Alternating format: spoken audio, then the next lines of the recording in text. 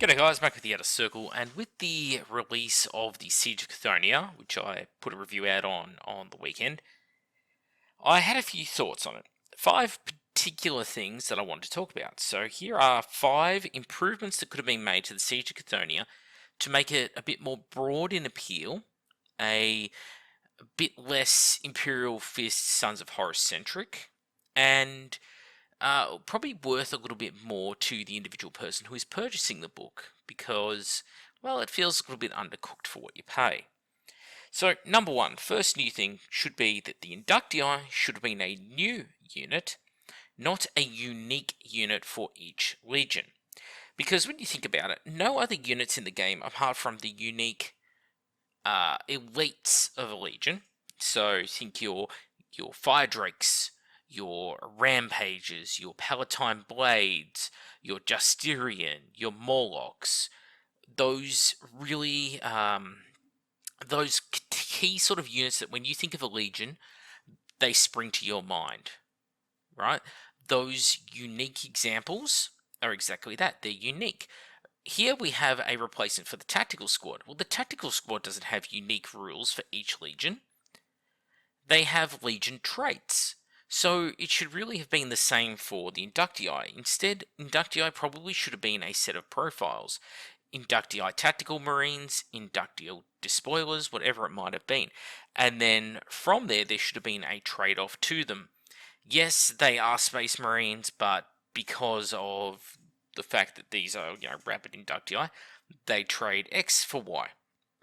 And that's not really what we got. What we got in many cases was a weird side grade, as opposed to, trade-offs. I know it sounds a little bit contradictory, but you kind of just have to read them to understand. You take something like the Space Wolves one. They got Inductii, who are tactical marines who can take boarding shields, or combat shields, I should say. It's like, well, you have Grey Slayers. They already do that job far better, so why would I take them? It's not even a case of, ooh, they both have their pros and cons. It's just one is clearly superior. So you get a lot of that in there. The Inductii should have been a unit type, not a unique unit for each legion, because now when you do a breakdown on these legions, it's, oh, here is the elite bodyguard of the Primarch, da-da-da. And the next unique unit to this legion is the unit of Learning Challenged Marines. Doesn't quite have the same ring to it now, does it? Point number 2, the campaign system should not have been first turn centric in its focus, nor should they have recycled the exact same secondaries for every single mission. These kind of speak for themselves, because if you know that the set of missions you're going to be playing is drawing from these, you know that there are going to be the same conditions that need to be met in most of your battles. Therefore, people are going to build their lists with that in mind, especially competitive players, the scourge of the heresy scene. If they know that, oh, you really need to get that first turn, you really need to get the Slay the Warlord, they're going to build lists that try and exploit that. And there will always be that group of people out there. And the thing was, it didn't need to be this way. Point number 3. The Zone Mortalis should have had additional rights of war or force organization charts tied to it in order to take advantage of that particular system. Now, I said this because, well, as I said in the review, the missions, of which there are 3, feel very samey. And the reason they feel very samey, the very technical term for it, is because you're constantly basically taking the same list.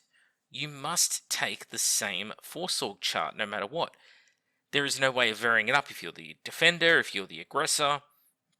What's going to change is the amount of points you accrue for bringing on units, and even then, because of the way objectives are scored and the weight that leans in certain directions, you are forced into taking certain things in your list if you want your force to work.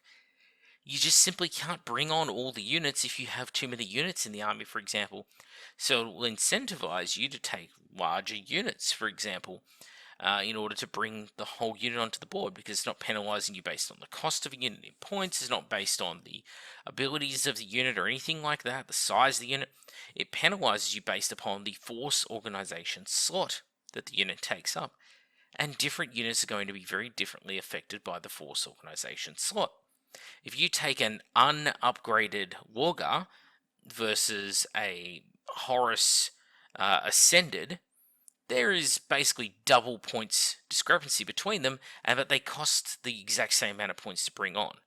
So it's a really weird system in the way it works. It would have been really good to see a Rite of War that took advantage of the Zone Mortalis, of which there were a couple last edition, or at least the Force Organization charts, of which there were, of course, 2 additional ones for Zone Mortalis last edition. Point number 4.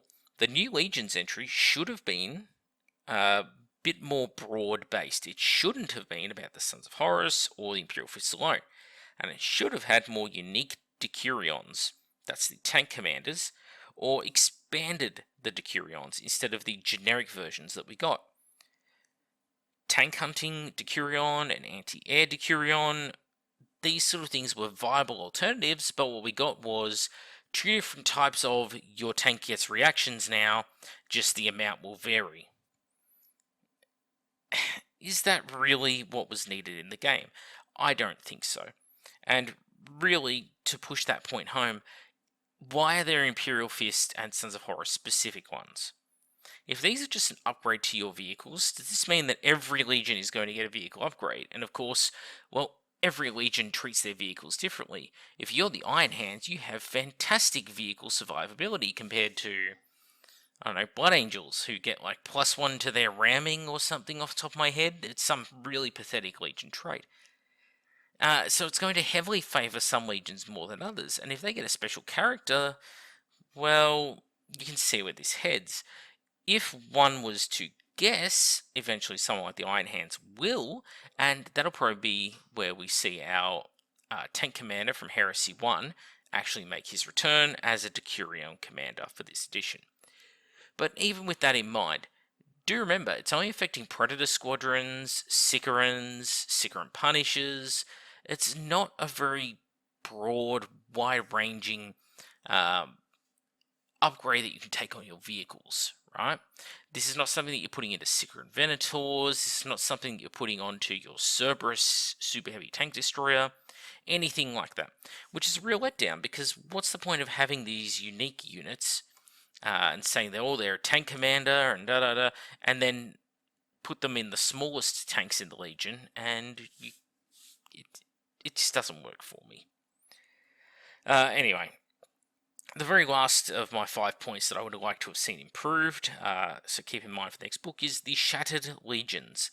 This would have been an ideal time to actually introduce them, as they took part in this campaign, and were genuinely, to me, the most interesting part of the book.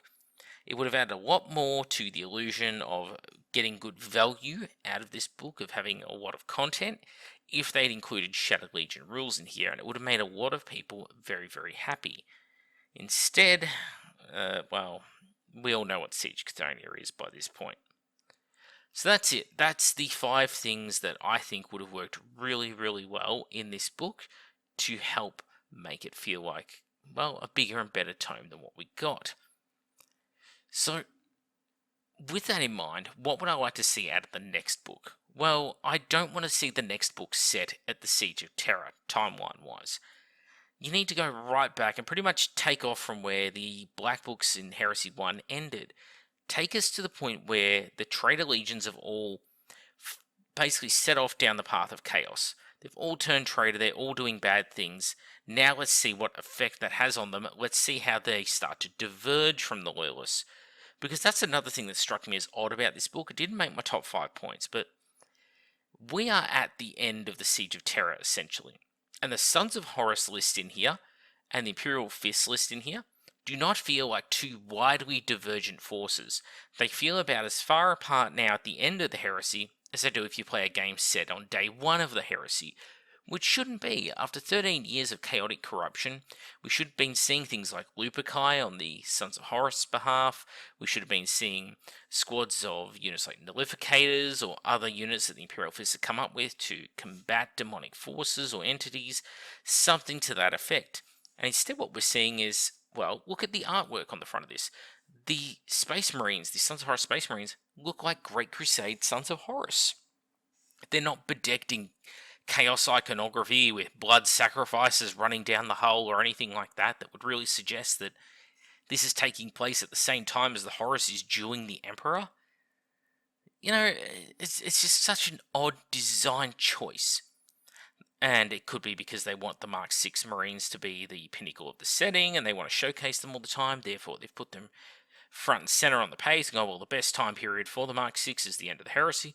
But it doesn't work within the scope of the narrative that's being told to us throughout these stories.